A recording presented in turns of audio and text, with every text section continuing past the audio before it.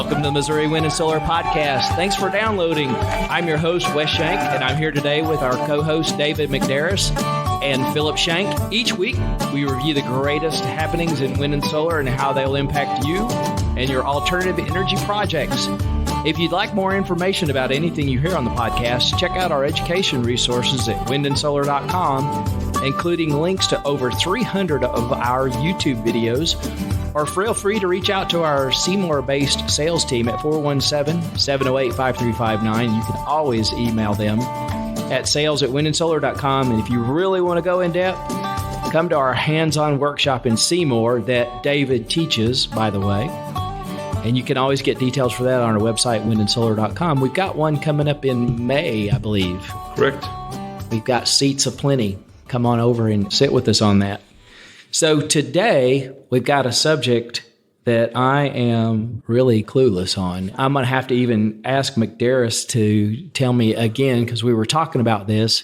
It's the diode, right? Yeah, bypass diode. Bypass diode. Yeah. And I think some days I might remember what a diode is, but I'm going to have to get some help on that. Yeah, a diode is basically a check valve for electricity. It only lets electricity pass through in one direction, just like a water check valve, like you have a check valve in your water line. So if water's flowing from left to right and you have a bypass diode that is a left to right bypass, if for some reason the water flow stops coming from the left, but there's still pressure in the line, the check valve would shut and it would not let water back up the line. Okay, but so isn't there a diode on the back of the solar panel? Yeah, every solar panel has. Because we sell replacement diodes. Has diodes in them, yes. What was that? So is there some crappy ones out there that don't used to. There was solar panels out that didn't have diodes in them. That's a long time ago. That's pretty much. And he's discussing a bypass diode versus a Schottky diode. Yeah. This is an upgraded technology that he's discussing. Yeah. Schottky diode is simply just like I've said. It's just going to let electricity pass through in one way. That way, when the sun goes down, whatever, you wouldn't heat your cells back up because of electricity. Okay, so that's the magic of solar panels versus wind, where you've got to be. Yeah.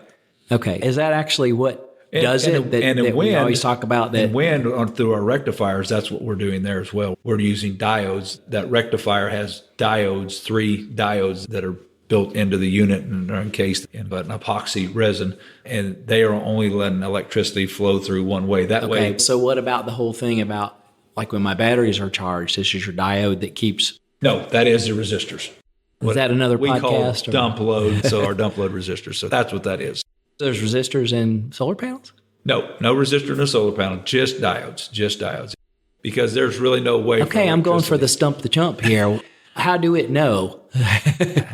How do it know when the electricity is passing through it? Or you've heard that old joke, haven't you? By the way, we've got time for a joke. I don't guess talking about the guy who is an older gentleman that got a Stanley coffee mug one time, and the person was telling him it keeps, if you put hot coffee in there, it'll keep the coffee hot. And if you put cold tea in there, to keep the tea cold, right? And his question was, how do it know?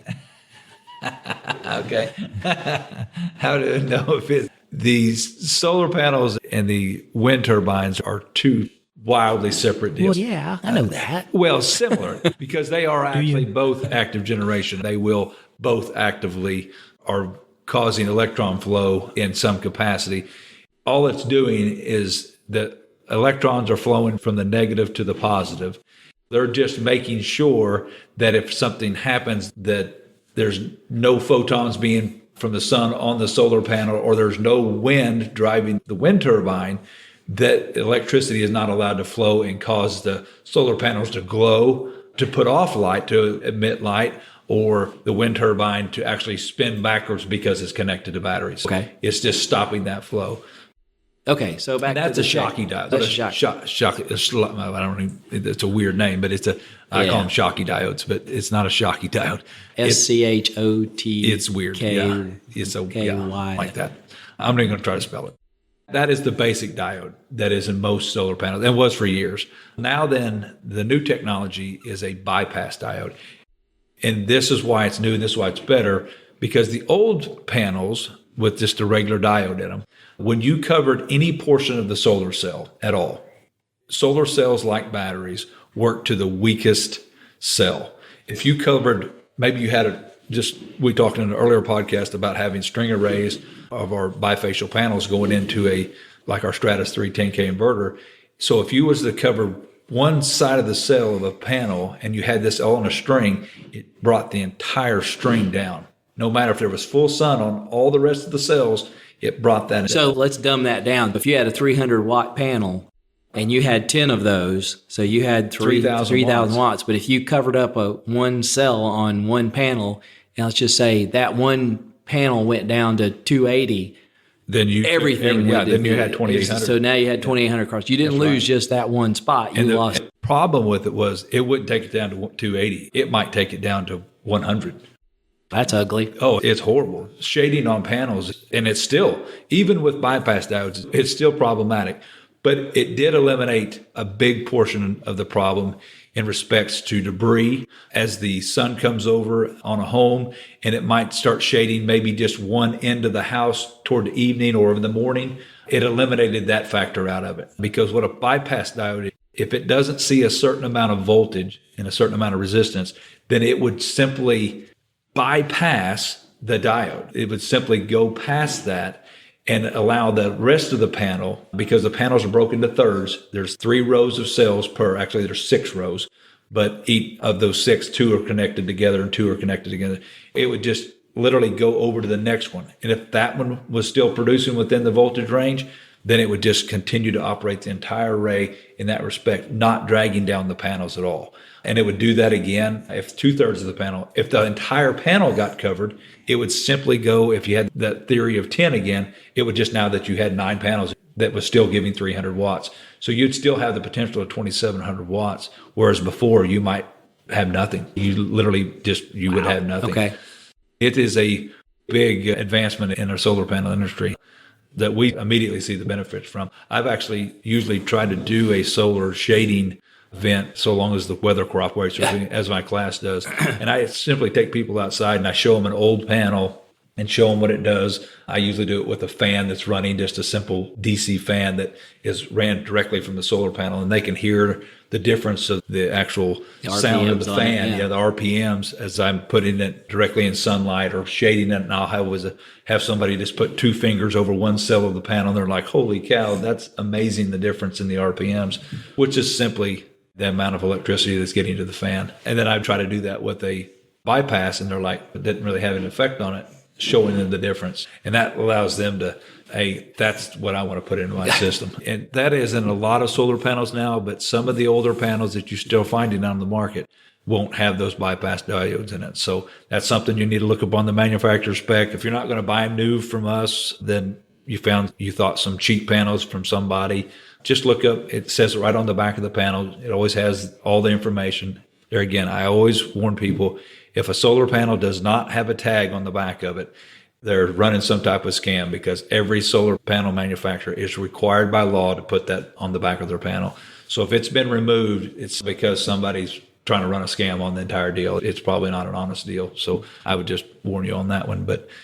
So pull that data sheet on it. It'll come up. It'll tell you what type of diodes they're using in it and the whole thing.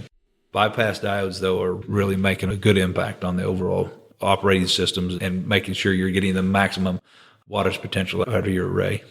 David, to caveat onto that, the hidden benefit that isn't often talked about is that it will extend the life of your panels, because it's taking that section of your panel entirely out and it's not creating any current flow. So you're losing your hot spot that you would typically get with the shoddy. That's right. Now, instead of having a hot third of your panel, that whole section is just pulled out of operation until it hits that voltage level again to turn back on. Because is it going to heat up if it's not? Yep. It's going to keep trying to produce power just at a diminished rate.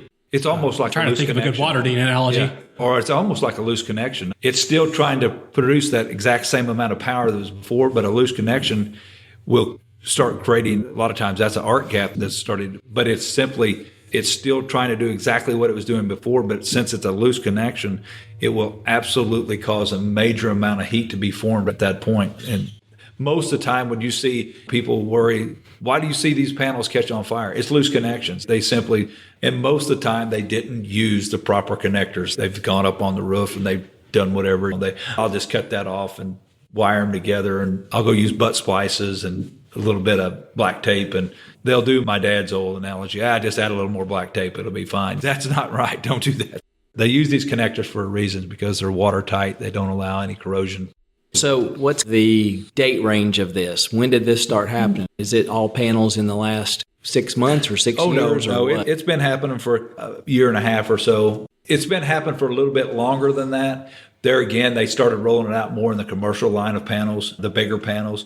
And that's just something that, as the DIY solar industry has started getting into that bigger panel, as you remember, 320 watt used to be a huge panel for us, and that was the big panels. Now we're starting to see 550s and 540s and 390s. That's just now become the average panel. Can you retrofit? No, because it's a total different wiring schematic on the back. Facials, you'll always see just little bitty boxes, and the reason they're bifacial, so they don't want to cover up any of the cells on the back, so they have to have these little bitty, they're usually about 2.5 inches long by about 1/2 inch wide, and they try to stick them right between the solar cells so they're not causing any interference with the solar cell on the backside. But they're wired totally different. There's 3 boxes instead of one big junction box at the top that had 3 diodes in it. They simply have 3 little boxes down toward the middle of the panel. Okay. All right. What else do we need to know about? Just make sure that even though bypass diodes, they're going to make it work at the most efficient as possible. I'm not giving you a free pass to just go putting these things off in the trees and in the shade. That's not going to, that's still. Or in your basement. Yeah. Or in your, yeah. No basements. Not even facing south. Can I still use my net? No, I'm not giving you a free pass. I'm not saying, I heard your podcast and you said I could. No, that's not true. They still need to be in full sunlight. It's just helping you out in that time where, like I said, when I talked about debris earlier, I'm talking birds have come over, and maybe there's a big flock of birds that really just doesn't like you, and they come over your house every day. Or leaves in the fall, you start seeing leaves that don't like you. Yeah, leaves that don't like you. They get maybe hung in the edge of the solar panel. They could cause a big impact on your overall array without bypass diodes, but that's where the bypass diodes really shine at. Okay. All right. Anything else? Nope. I think that's about it for the bypass. Thank you, David. Thank you, Philip. Appreciate you being today. And we'll keep churning out some more podcasts, and we'll catch you in a little bit on that. Thank you very much. Thank you for downloading and listening to the podcast today. If you have a question you'd like to hear us discuss on the podcast, or just want to say hello, email us at radio@windandsolar.com. As always, check out our store at windandsolar.com and buy some stuff.